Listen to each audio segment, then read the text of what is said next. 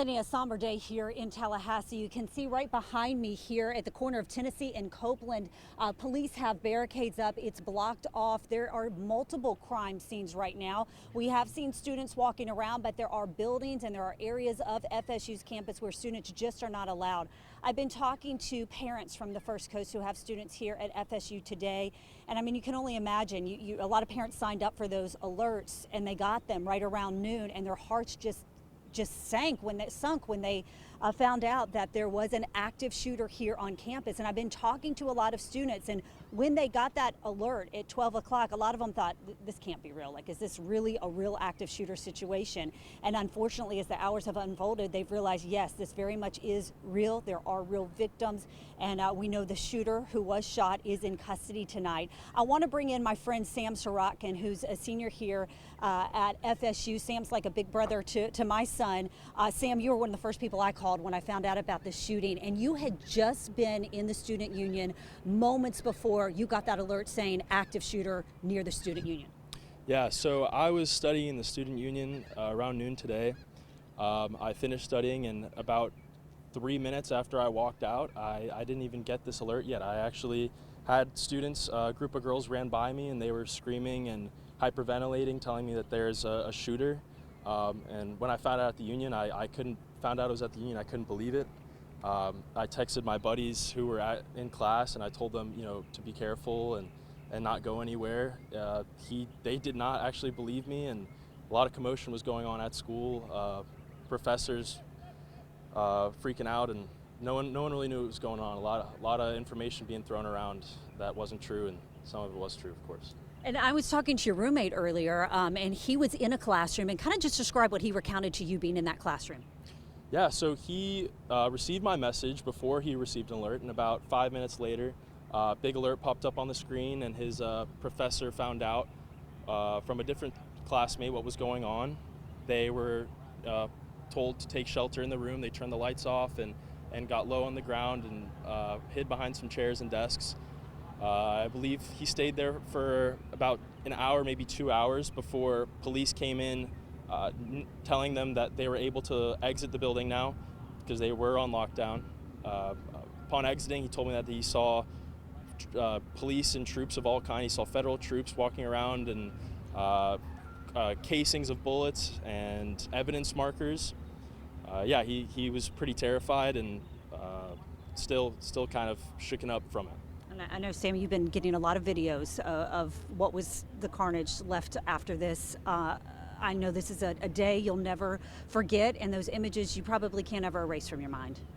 Yes, for sure. There's a lot of videos and things that, definitely we weren't expecting from today. It was very graphic, and, you never expect something like this to actually happen, especially to you. Hopefully we can figure out something to prevent this from happening again, but, we'll see.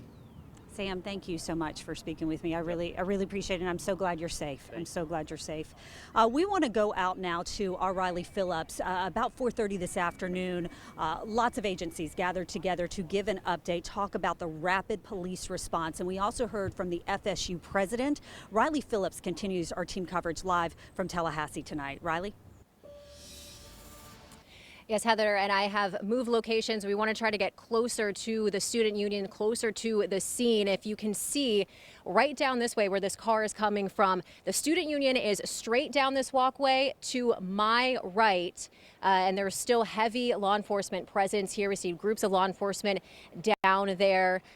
We saw an officer removing caution tape, but still a big police presence here on this. And as Anthony and Jeannie said, we now know the suspected shooter, 20-year-old Phoenix Eichner. He is the son of a Leon County Sheriff's deputy. We know that, according to the sheriff, that he had access to his mother, the deputy's weapons, and that weapon was believed to be used during the shooting. We also know he's a student here, and he was also part of the Youth Advisory Council for the sheriff's office. A lot of agencies are in play here: FBI, Tallahassee PD, and the FSU Police Department. But we also heard from the president of Florida State today. He was very emotional, but he just wanted to let students know that they were all together, and he was keeping them all in his prayers. We're a strong and united community. We're family. And so we'll take care of all of you. And we'll get through this together. And he also mentioned there will be counseling available for students on campus as well. We have been seeing quite a bit of students out walking around, not as many as there would be on a Thursday right before exams, but still people out and about right now as well. Anthony, Jeannie. And Riley, it's Heather in Tallahassee, and I want to ask you, because you have a unique perspective. You were a student at Florida State University when there was a shooting back in 2014. I mean, tell me about that, what that was like, and then from your vantage point here today, covering yet another shooting on campus. Yeah, so where I am right now is just, a couple feet or a couple hundred feet away from Strozier, the Strozier Library, where that shooting happened. I was a sophomore here at Florida State when the shooting took place. It took place at night. I was actually asleep. My roommates went into my room and woke me up and told me there was a shooting on campus. It was hard to believe. I've never felt unsafe here at Florida State, so it was just shocking to get that news, waking up to get that news. But like in 2014 and like here now, the law enforcement response was immediate. It was quick. And then following the shooting, I just remember all the students really coming together, banding together. We held a vigil a couple days after for the students who were injured at that time. So it really brought the campus together. And it's honestly surreal that I am here now as an adult covering a shooting on campus. All right, Riley Phillips live for us in Tallahassee tonight. And so right now, very much an active investigation. Roads still blocked off, buildings blocked off here outside of the Florida State University campus after this mass shooting here today. I spoke with one student who told me she was getting in her car as soon as she got the all clear. She was hiding in her dorm room for about 4 hours, finally got the alert on her phone that it was safe to leave her dorm, and she packed up her car and she's headed back to St. Johns County. Her mom said she just wants to give her a great big hug. So many stories coming out of Tallahassee tonight. We're going to stay here. We're going to continue to talk to students, and we'll have a live report coming up for you a little bit later on. Jeannie and Anthony, will send it back to you. Oh, and I understand our Christina, before we go back into the studio, we want to toss it back out to Christina Burgess. She is also here in Tallahassee. She's been talking to students and was earlier at the Reunification Center. Christina, tell me where you are now and what's going on.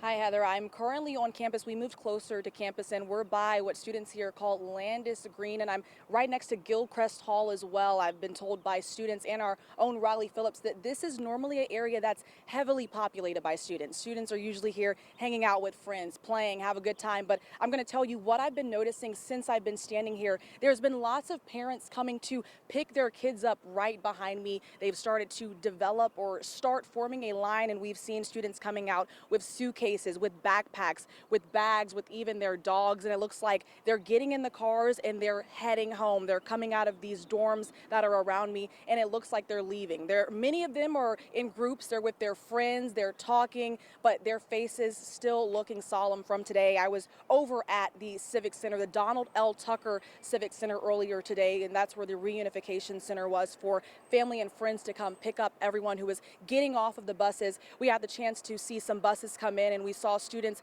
getting off of the bus, hugging mom and dad, hugging family friends who were coming to pick them up. We also saw faculty members coming out, and I had the chance to speak with a Florida State sophomore who tells me that he's still in shock from today's events.